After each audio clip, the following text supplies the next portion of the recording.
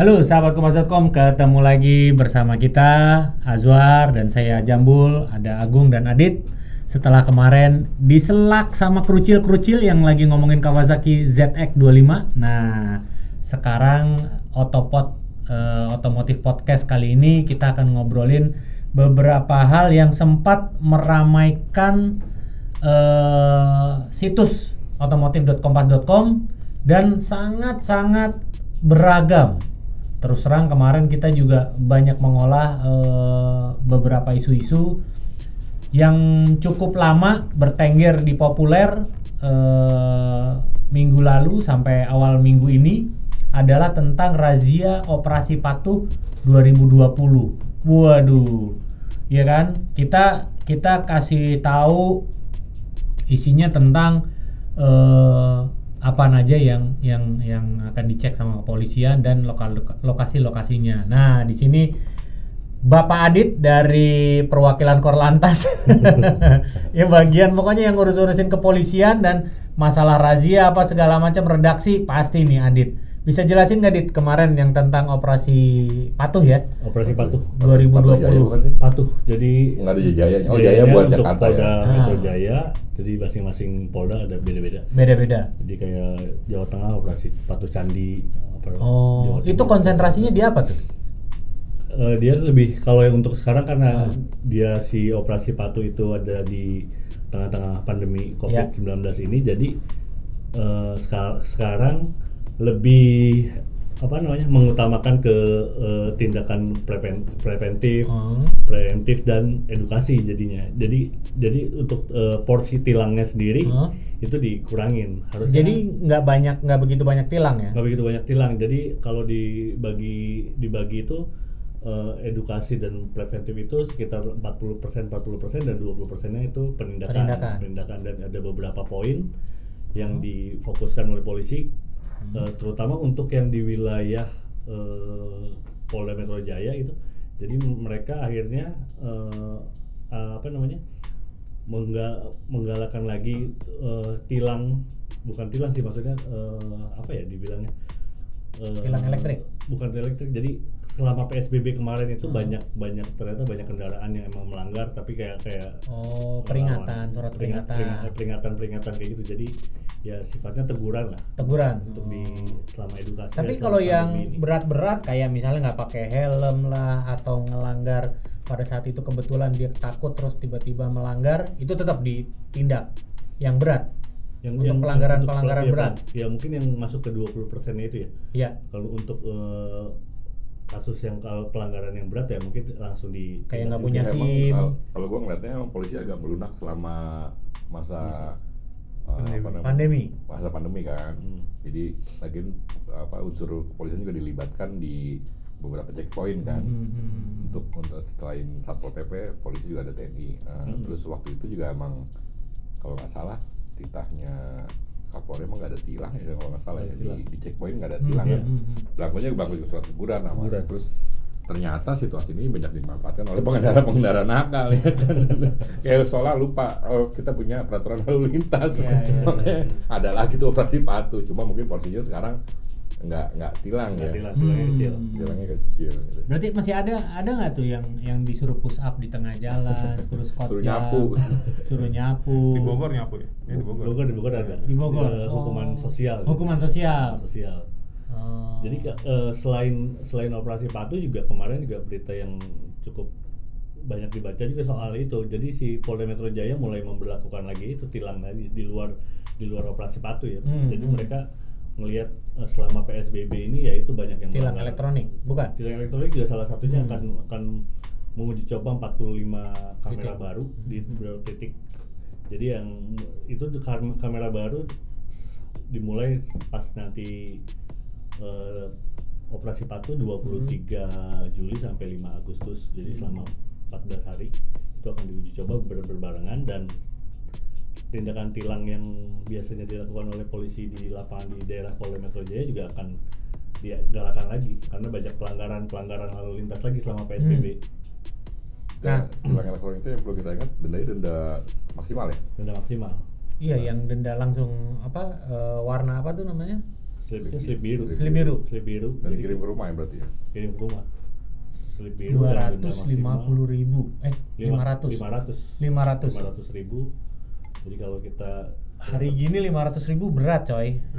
Iya kan? Lumayan. Jadi jangan mentang-mentang lah ya. Jangan mentang-mentang pada bandel. Nah, terus kalau yang titik-titiknya itu biasanya di mana sih? Kalau misalnya dibocorin dong. Ntar kalau bocorin orang nggak pada lewat situ. Udah ada itu Udah di sana. Udah ada Lokasi-lokasinya ya kan? Pokoknya di setiap Jakarta Selatan, Timur, Barat, Utara itu berarti masih lumayan juga banyak tuh titik-titik si. Itu kayaknya di capture semua itu sama sahabatkompas.com lagi ini. Waduh, jangan lewat sini nih. Yang nggak ditulis itu soal jam berapa gitu. Jam berapa itu kan nggak di juga polisi. Iya. Kita kasih clue aja, Pak. Biasanya pagi atau sore. Biasanya pagi atau sore. Berangkat siang-siang. Benar. Menjelang sih asal kita buat sahabat kompas.com juga ya. Asal kita nggak melakukan pelanggaran lalu lintas, surat-surat kendaraan kita lengkap, kita pakai helm, kita kalau bawa motor pakai helm ya. Terus kalau bawa mobil juga nggak main handphone.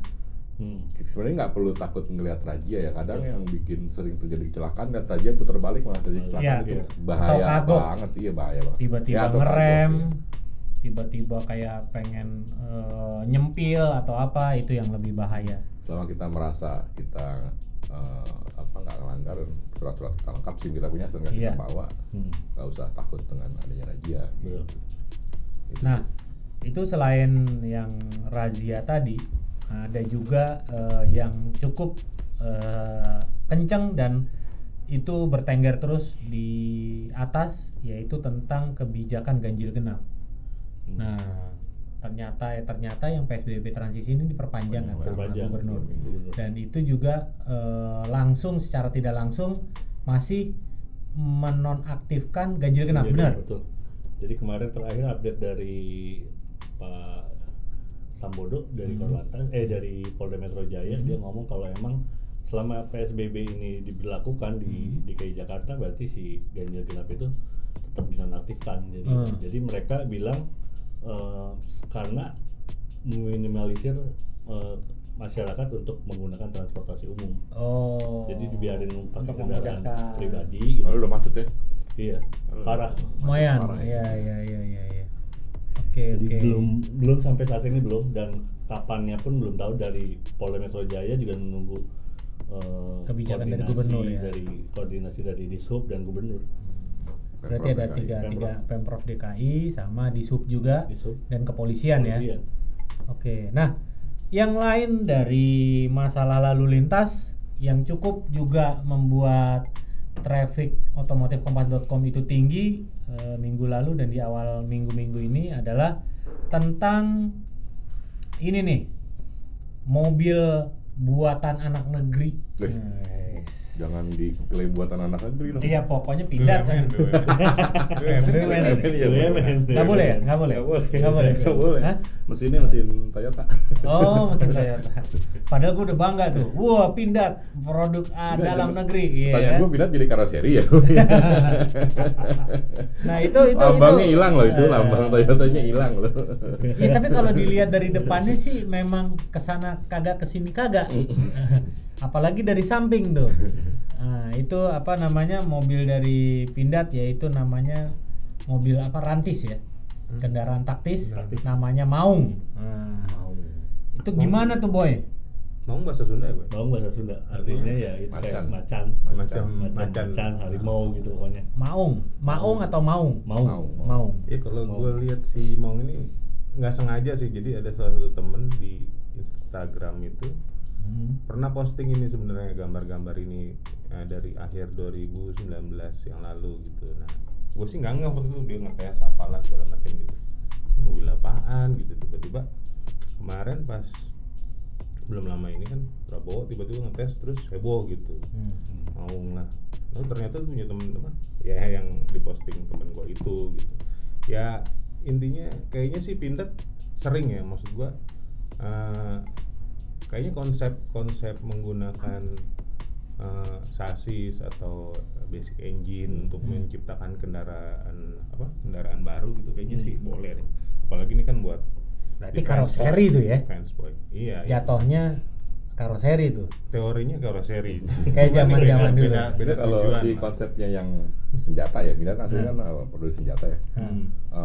Pindad tuh ambil lisensi dari FN Belgia untuk baru dibuat bisa buat senjata yang mirip seperti itu. Gua nggak tahu kalau di otomotif ini kan barang orang diacak-acak. Tapi kalau dibilang kalau Maung ini, kalau itu kan senjata tadi. Kalau Maung ini dibilang replika, nggak juga mirip apaan coba? Enggak. Nggak ada miripnya kan? Nggak ada. Kalau dari dimensinya sih mirip H2. Iya. Depan-depannya ya nggak ya? Lebar-lebarnya. Ford Bronco yang baru Ford launching. Bronco, ya. Kayak Maung sebenarnya kayak lah. Kayak. Bronco kayak Maung atau Maung kayak Bronco? Kayaknya Ford Bronco yang niru Maung. Itu benar. Itu benar. Tapi ini mobil keren, maksud gua canggih lah. Ya bisa memanfaatkan sumber daya yang ada daripada ribet-ribet kan lu, daripada lu ribet bikin sasis sendiri aja. Iya.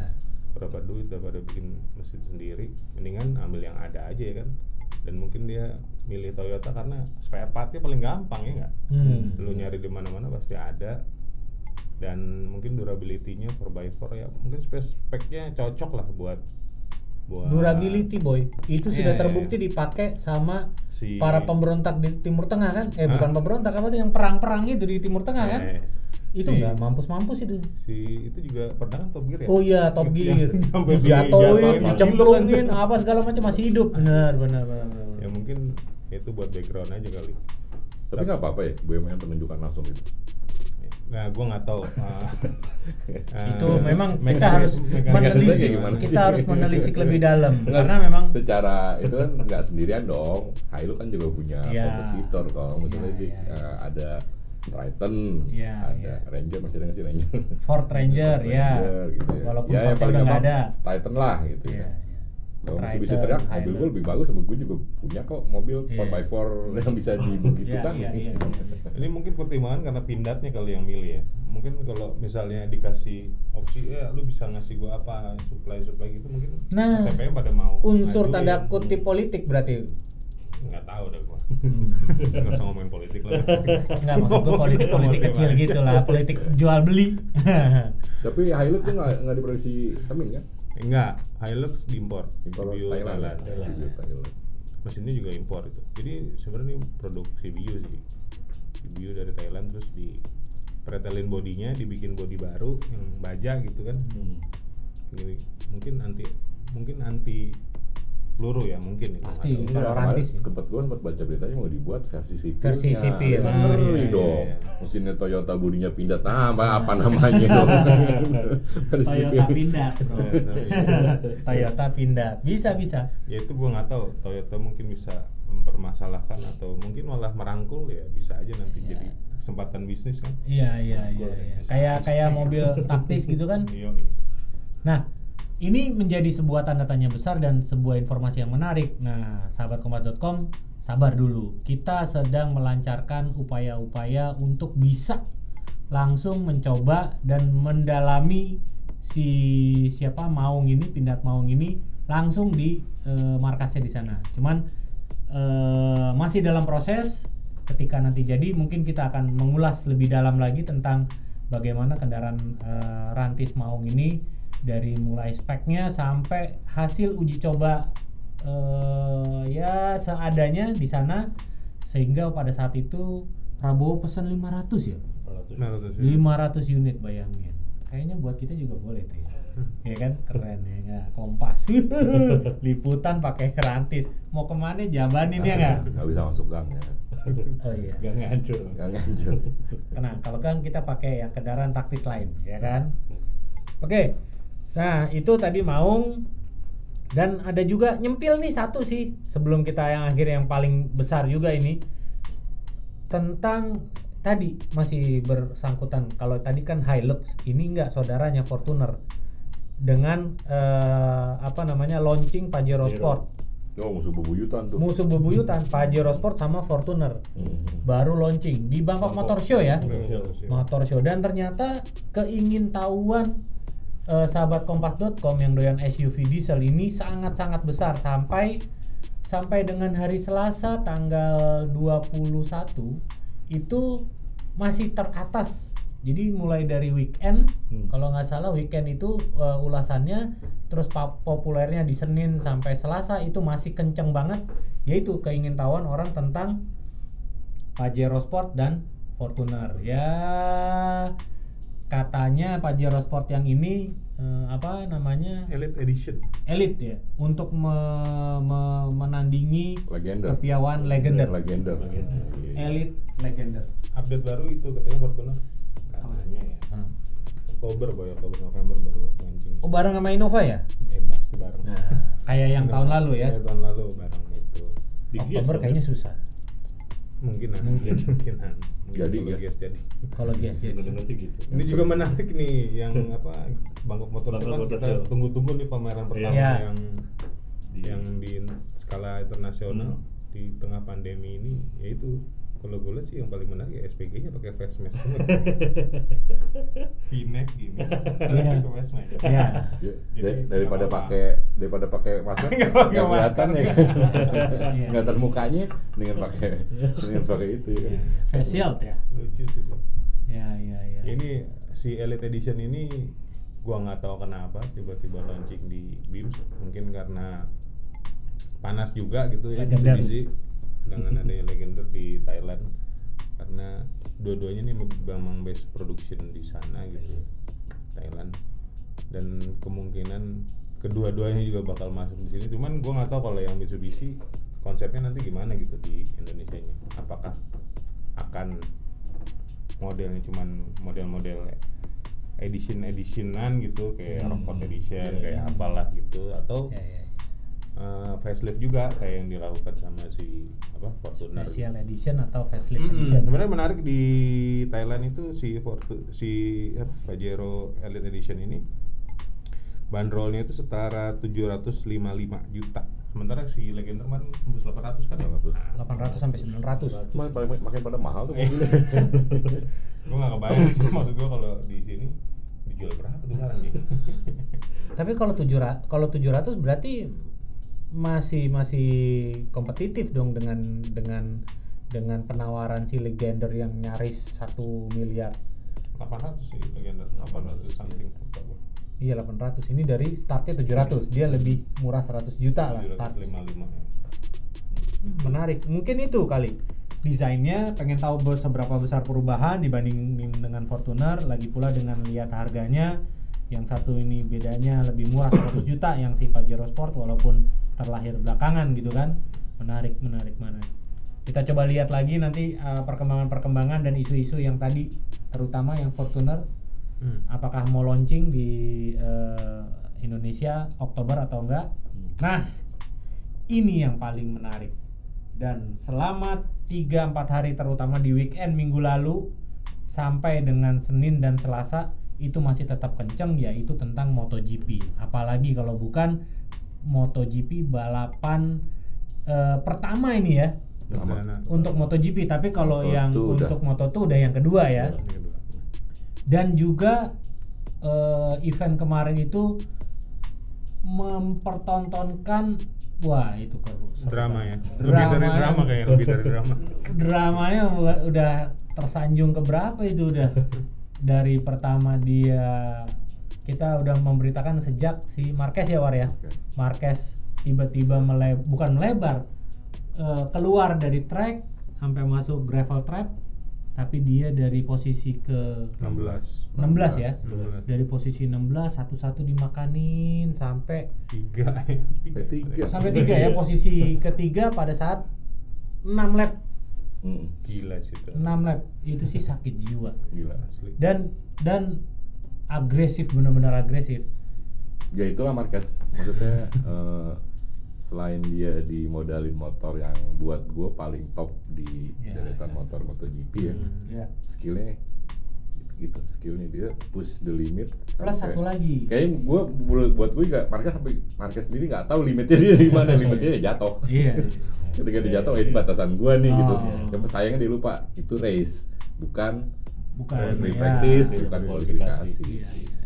Cuma ya kita patut angkat topi buat Marquez, yaitu dia bisa gravel, orang beranggapan pasti finish di papan tengah nih. Iya, nggak nyampe ya 5 lah paling top 5 ya. Dan itu 3 pun lagi mau ngejar kedua Viñales. Ya sebenarnya di 3 aja atau di posisi aman 3 gitu dia masih podium ya. Orang masih applause, big applause malah ya, big applause meskipun tapi Rossi pernah dari belakang juara. Angkut dikasih dengan pembalap lain. Lancar ya. Di Valencia 2015 habis nyenggol Marquez. Jatuh waktu itu Lorenzo kan yang juara kan. Musim itu 2000 berapa sih? 2015 kalau nggak salah. 2015. Valencia dia harus start dari belakang disalipin semua, tapi kan nggak bisa ngejar Pedrosa, Marquez dan Lorenzo kan. Nah itu juga kemarin diuntungkan juga di antara pembalap 5 di front row itu di 1, 2, 3, 4, 5 itu yang pakai ban depannya hard itu cuman siapa namanya? Si Marquez doang tuh. Jadi dia bisa kayak late braking lebih diuntungkan. Cuman terakhir ya pasti udah boncel itu. Udah boncel aja. Udah dipaksa habis-habisan. Iya, yang lainnya soft, cuman dia doang pakai hard. Gua pikir di awal dia akan mengulur pelan. Giran yang lain udah mulai habis, dia mau embatin satu-satu. Ternyata fight dari awal. Dia benar-benar mau ngejar Maverick Viñales. Ternyata ya gitu berujung dia masuk gravel dan juga akhirnya dia harus menyerah dan patah di tulang kanan, tangan kanan. Entar tak patah ya. Masih fracture gitu. Karena emang mencelat banget jatuhnya parah sih. Nggak, maksud gue ini kan balapannya di kondisi nggak normal ya. Seminggu, 2 minggu udah besok ada lagi kan minggu depan. Maksud gue ya gue bingungnya sama Marquez ini ya gue nggak tahu ya, namanya pembalap di posisi lu lagi di atas motor pasti kan fokus lu garis finish gitu, adrenalin entah apa, tapi kan dia udah pengalaman 2 kali juara dunia gitu. Maksud gue lu bisa dong harusnya atur emosi lu gitu, ngerti gak boy? Susah boy. Kalau lu besok gak balapan gimana? Benar kejadian. 13 seri lagi ya. 13 seri ya. Sepet.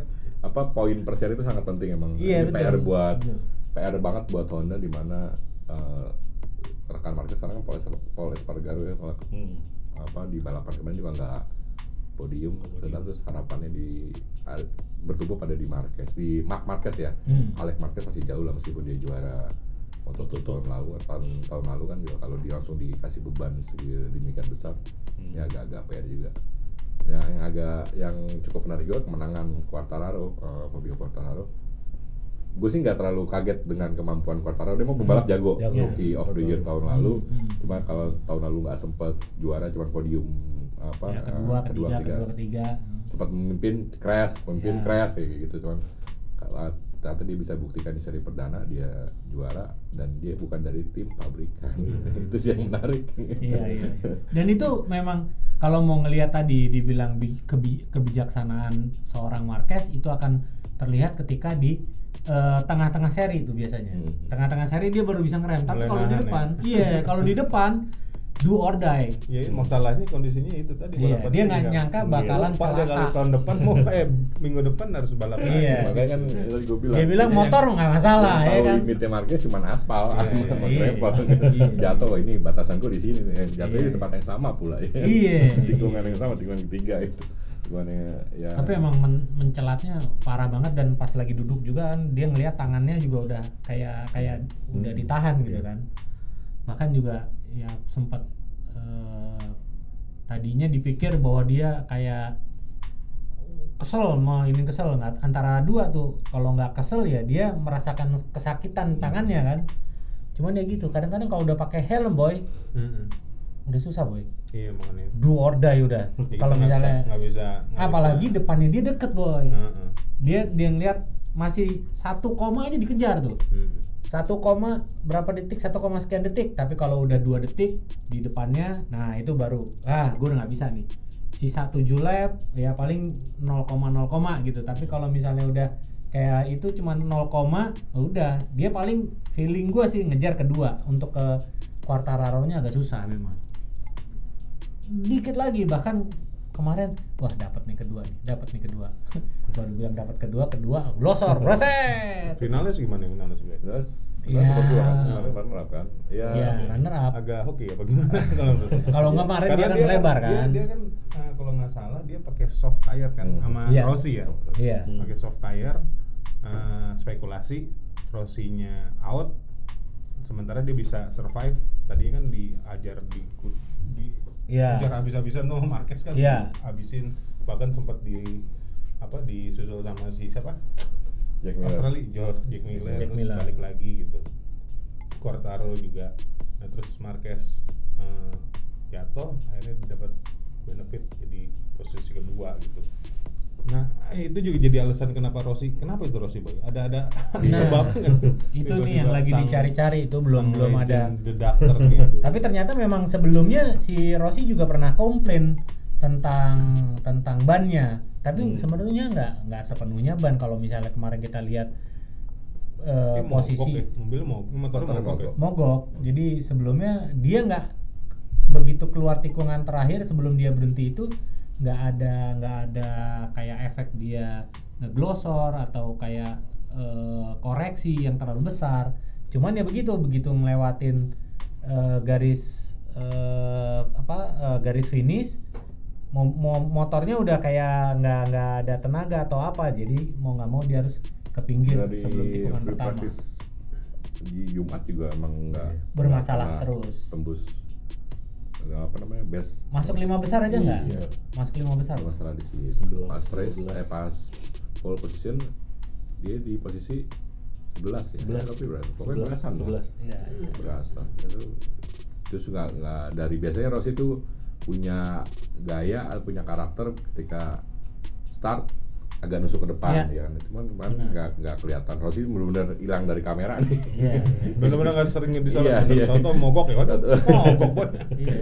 Dovi gimana Dovi? Dovi malah bagus malah dapat nomor 3 Iya. Oh, 3 ya jadi? 3 Dovi ketiga. Jack Miller tadi kan nomor 3 posisi 3 terus bisa di ujung-ujung balapan. Emang Dovi kan tipikalnya sabar ya, konsisten sabar gitu, bisa dapat podium 3 itu kan. Berarti kan emang ada Ducati dan juga Yamaha yang dulang poin kemarin Iya, ya. Non Honda berarti ya? Non Honda kan. Perdana ini. Dan itu mungkin bisa jadi Rossi itu ngambek karena nggak masuk kamera beberapa kali. Dulu dia tetap di belakang, tetap aja masuk kamera gitu kan. Akhirnya dia semangat gitu kan karena dikamerain mulu, sialan nih gua kamerain mulu. Sekarang karena nggak dikamerain ya udah. Belum ke Indonesia kayaknya dia. Hah? Musim tahun Oh, ini belum iya. ke Indonesia. Iya, belum. Biasanya kan ke Indonesia dulu. Iya, ke Indonesia. Udah Ke ya? Lombok. Awal tahun ke Indonesia. Iya. Awal tahun. Biasanya awal tahun. Launching motor. Oh iya. Iya, awal tahun biasanya. Kemarin kan 4 kan? Iya, sempat ke sini. Sempat ke sini. Gitu. Ya menariknya di seri depan ini pertarungan di seri minggu ini ya, Iya. Di Jerez lagi. Iya. Cuma namanya lagi. jadi Andalusia ya. Andalusia. GP Andalusia. Kemungkinan besarnya itu kayaknya udah pasti tanpa Marquez. Marquez nggak. Ada pengganti nggak boy? Nggak ada. Nggak ada. Nggak bisa secepat itu ya? Nggak. Maksud gue ini kondisi Nggak bisa. Biasanya ada pengganti nanti diambil dari yang Belum test rider tapi belum diumumin sama siapa. Honda kan. Sekarang siapa nih test ridernya Honda? Nggak tahu. Belum diumumin sama Belum Honda. diumumin Apa siapa enggak. yang. Tapi kan dia harus 2 untuk ngejar poin tim kan. Paling nggak. Gue sih megang seri besok Quartararo lagi. Kemungkinan ya. Jadi kalau Juara lagi. depan sih bakalan rame nih, nggak ada one man show nih.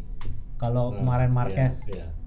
lu pikir aja sendiri dari 16 dia bisa ketiga gitu. Gimana kalau dari Bisa overlap lagi pemainnya iya, lain.